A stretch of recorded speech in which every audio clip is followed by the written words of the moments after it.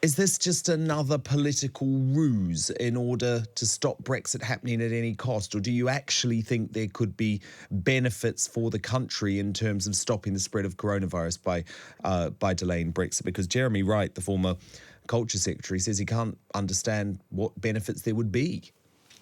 Well, perhaps he should have listened to what Matt Hancock, his colleague, had to say last week when he said that the stocks of medicines, for example, which the government say they have in case of a no-deal Brexit, may have to be used in the coronavirus epidemic. Now, if then we crash out, as is still possible, in June or December without a deal, what happens?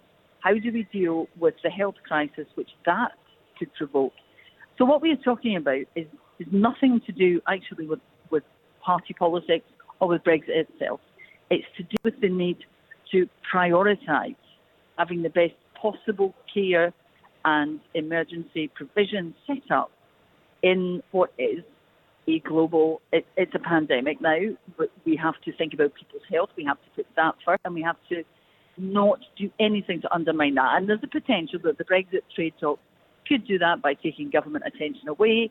And also, we should be making sure that we are building a way of communicating with our European neighbours over this. So it's not a party political thing. It's not even about Brexit. It's about dealing with the coronavirus outbreak first, prioritising it, putting it top of our list of priorities. But it doesn't mean the rest of government business has to stop altogether, does it? Do you agree with Ed Davey, though, that we should go back cap in hand and ask for a 6-month extension? I think we need time to put that on hold and to look at exactly how we're dealing with coronavirus. We're talking about people's lives here, and we're talking about something which is not going to be over quickly. We need to focus the government's attention on that. I'm not saying all business should stop, but Brexit has the capacity to undermine the healthcare. It has the capacity to change our relationship with Europe at some point this year without a deal, and that would be a disastrous impact on top of the coronavirus outbreak. So that has to be a priority. Having every possible contingency plan in place, working with other countries to ensure that if we need medications, anything like that, that we have good relations and connections with them to make sure that happens. And that has to be the priority.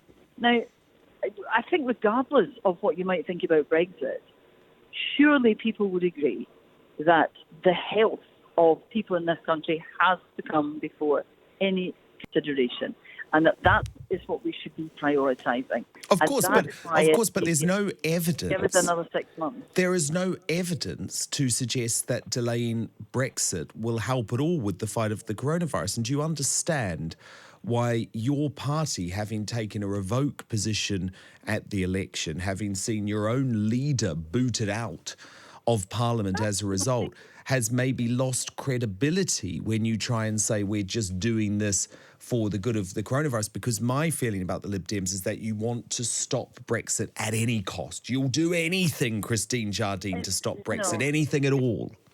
Ed Davey is not saying stop Brexit. What Ed Davey and the Liberal Democrats are saying is we need to prioritise dealing with the coronavirus outbreak. And that might mean putting the trade talks off for 6 months. Say to the European Union, we need longer. Not stop it. We're saying we have an emergency here. We have an international emergency. That has to take priority. And we have to. But actually, could you not look at it from the other position, Christine? Could you not look at it from the other position and think, actually, you know what? What this coronavirus epidemic might do is make everyone see sense in this negotiation, including, by the way, the EU negotiators who are pushing and pushing and pushing for something unrealistic, for something that Boris Johnson and the government are never going to agree to, for something that the British public would never accept after the last election. And actually, this might just get everyone to realise, you know what, let's just do this quickly and sensibly. I don't think that, I don't know, and I'm not prepared to take the risk that we undermine the healthcare of people in this country. That has to come first. I don't think saying, we don't have evidence for this, is it possible that. What we have to do, I think, is look at the fact that we have an international health emergency. We have to deal with it. We have seen what has happened in other countries. Yeah, but the government's doing a good job, isn't it? Well, we are at the very beginning of it, and I'm not criticising what the government is doing. At the moment, I am seeing lessons. Okay, so they're doing a good job at the moment. No, I didn't say they're doing a good job. I said... Well, why can't you say that? Because at the moment, we are at the beginning of it. It's taking them a while. It's taking Boris Johnson a while to react to it. Now, Matt Hancock said the other day, and this is the thing that worries me, that the medicines which were being stockpiled to deal with a potential no-deal Brexit, which is still a possibility, will be used to deal with any problems arising out of the coronavirus outbreak for people with underlying health conditions, and if there's any problem... Don't you feel just a little bit bad, Christine Jardine, about politicising such a serious issue, such a life or death issue? That's exactly what I'm not doing. To carry on with the Brexit trade at all costs is to politicise it and put that first. I'm saying what we need to do is focus only on this as our top priority. Now, I'm not saying stop them indefinitely. I'm saying put them on a 6-month extension. Say to Europe, look, can we focus on this? Can we focus on making sure that we treat people as quickly as we can, that we have the best possible links with other countries, that we deal with this international emergency, which it is, and then get back to what we're talking about. I'm not saying stop Brexit. That would have been I admit, would have been my preference last year. And, I still don't particularly want to leave the EU, but that's not what this is about. Okay, well, look, we've had a text message in here from a listener, Christine, saying, so would Christine be happy to work through all the recesses until this is sorted then? I would be happy to do whatever it takes to get this sorted. I mean, working through the recesses wouldn't bother me if it made a difference. It wouldn't bother me personally. Now, your rival, Christine, to become the Lib Dem leader, Layla Moran, has said she... Well, my colleague. Well, you might be competing against each other for the leadership. She's not my rival. She's my colleague. Okay, well, potential rival for the leadership, shall we say? Mm-hmm. Okay. Your potential rival for the leadership, Layla Moran, is saying she wants back in. She wants the Lib Dems to be first back in the queue. She wants to rejoin. Is that going to be your position in a leadership contest? Well, I haven't said that I'm going to be in the leadership contest. It is the very first thing I have to mention. And if we can go back to the recesses, I work through most recesses anyway. I work in my constituency. No, you do. You do, in fairness. No problem with working through recesses. No, you're a very hard worker. In terms of the European Union, I'm not thinking about that at the moment. I'm thinking about what we have in front of us, which is an international health emergency. We need to deal with that. Maybe here's my conspiracy theory, Christine. You just never want us to leave. Listen, Brexit is going to go ahead. That has been decided. The bills are through.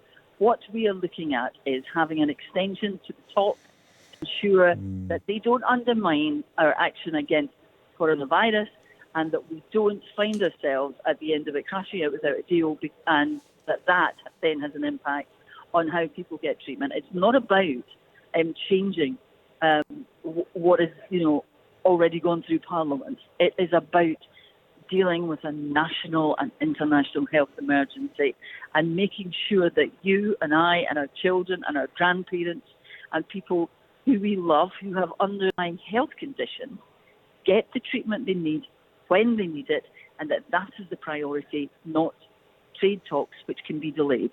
Coronavirus can't be delayed. Trade talks can.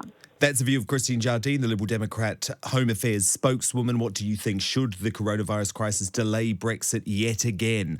0344 499 1000 is my number. Ian is in Newport. Ian, you've heard Christine Jardine there. Do you agree with her?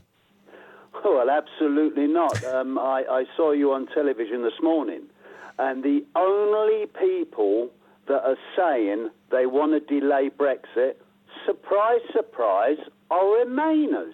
Ramonas, I call them. Oh, Ramonas. Sorry, I was being polite. Oh, my goodness. And you raised that television appearance. I was so angry on that panel. That, yeah. Because I'm sorry, these people just want Brexit not to happen at any cost. They have no evidence, Ian, to show that delaying Brexit will achieve anything in terms of the coronavirus crisis. It won't make a blind bit of difference. How is it going to make a difference? It's basically trade talks. What's that got to do with the coronavirus? Nothing. I'm sorry. It might actually Hello? help our case because they might speed it all up. Yeah, absolutely. It might help our economy. Well, I think it will in the long term anyway. But it was very interestingly in the audience. I don't know if you saw on the Ian. It was very interesting in the audience of the Jeremy Vine show. I actually the Jeremy Vine asked who. There was only one person. Only one person, and so one person. Exactly. So that sums it up to me. Ordinary folk just accept this has to be done. The crazed members of the London left-wing liberal media elite Ramonas will never accept, and they're prepared to cling on to anything to stop Brexit happening. So aggressive about it? Yes. Seriously? And we're supposed to be on the right wing, and we're the bad people? No, I don't think so. These are crazy people. They are. They are. That is Ian from Newport. Lee is in Nottinghamshire. Lee, what do you think about this? Is there any reason that you can see, any reason at all you can see why these Brexit trade talks and essentially Brexit going through once and for all should be delayed because of the coronavirus epidemic?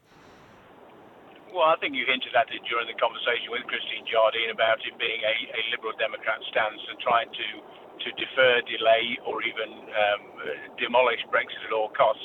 And if it truly is more important that we delay trade talks for the coronavirus pandemic at the minute, why are we not getting the same messages coming back from Europe saying we need to delay these trade talks? So the only message we're getting at that time is coming from, guess what, the Ramonas, the Liberal Democrats. It's just another political opportunity to put a face in front of a camera, and in your case on a radio program, to espouse the same sort of material. It's failed for them, though, Lee. Sorry? It's failed for them. This is what I don't understand. Their revoked position at the last election was a monumental failure. They wasted £30 million in donations. Their leader lost her own seat. It was a failure. Why don't they learn their lesson? Well, but I think you need to ask that across the political spectrum. Labour lost the election, but they're still deluding themselves that they got the message right. You know, you're talking about politicians. They have a standpoint and they remain fixed in it, and that's clearly where the Liberal Democrats still see the future of this country as being part of Europe, despite the fact that the general election result gave an opposite view. Well, absolutely. And it wasn't just an opposite view, was it? It was an overwhelming view, Lee. And that was probably about the fourth or the fifth vote when you take in the referendum in the first place, then Theresa May's, what you could call unwise election, but it was still a win, wasn't it, for Brexit? Then you had the local elections, the European elections, then Boris Johnson's stomping victory. It's like, how many more times do we need to vote for Brexit to happen? We just want it done. Well, isn't that illustrative of the hubris of politicians? That they know what the answers are, and on this occasion, clearly the poor old elector got it wrong. Exactly, and they want to ignore us. Because you lost the election doesn't mean you're right. I know they want to ignore us.